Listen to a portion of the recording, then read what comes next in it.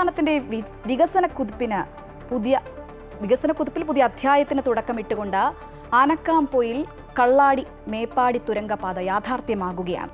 പദ്ധതി പൂർത്തിയാകുന്നതോടെ ആനക്കാംപൊയിൽ നിന്ന് 22 കിലോമീറ്റർ കൊണ്ട് മേപ്പാടിയിലെത്താൻ കഴിയുമെന്ന സന്തോഷത്തിലാണ് വയനാട്ടിലെയും കോഴിക്കോടും ഉള്ള ജനത.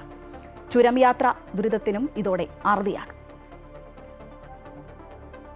രാജ്യത്തെ ദൈർഘ്യമേറിയ ട്വിൻ ട്യൂബ് ടണലുകളിൽ ഒന്നാമത്തേതാണ് ആനക്കാംപൊയിൽ കള്ളാടി മേപ്പാടി തുരങ്കപാത. കിഫ്ബി, പൊതുമരാമത്ത് വകുപ്പ്, കൊങ്കൺ റെയിൽവേ കോർപ്പറേഷൻ എന്നിവ ത്രികക്ഷി കരാറിലൂടെ നടപ്പാക്കുന്ന തുരങ്കപാതയുടെ നിർമ്മാണ ചെലവ് 2134.5 കോടി രൂപയാണ്.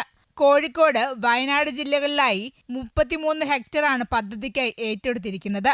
5771 മീറ്റർ വനമേഖലയിലൂടെയും 2964 മീറ്റർ സ്വകാര്യ ഭൂമിയിലൂടെയുമാണ് തുരങ്കപാത കടന്നു പോകുന്നത്.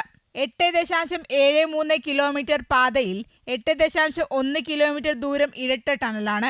നിരവധി പ്രതിസന്ധികൾ തരണം ചെയ്താണ് പദ്ധതിക്ക് അനുമതി നേടിയത്. കേന്ദ്ര വനം പരിസ്ഥിതി മന്ത്രാലയം നിഷ്കർഷിക്കുന്ന നിർമ്മാണ മാനദണ്ഡങ്ങളും മാസത്തിലൊരിക്കൽ വിദഗ്ധ കമ്മിറ്റിയുടെ വിശദമായ വിലയിരുത്തലുമുണ്ടാകും. തുരങ്കപാത യാഥാർത്ഥ്യമാകുന്നതോടെ ആനക്കാംപൊയിൽ നിന്ന് 22 കിലോമീറ്റർ കൊണ്ട് മേപ്പാടിയിലെത്താൻ കഴിയും. ചുരം യാത്രാ ദുരിതത്തിനും ഇതോടെ അറുതിയാകും.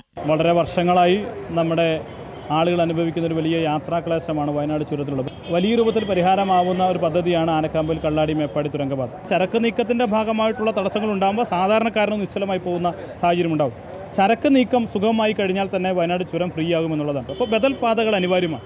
ആ ബദൽ പാതകളുടെ കൂട്ടത്തിൽ ഏറ്റവും അനുയോജ്യമായതും അതോടൊപ്പം തന്നെ എല്ലാ കടമ്പകളും കടന്ന് നിർമ്മാണ ഘട്ടത്തിലേക്ക് എത്തി നിൽക്കുന്നതുമായിട്ടുള്ള പദ്ധതിയാണ് ആനക്കാംപൊയിൽ കള്ളാടി മേപ്പാടി തുരങ്കപാത.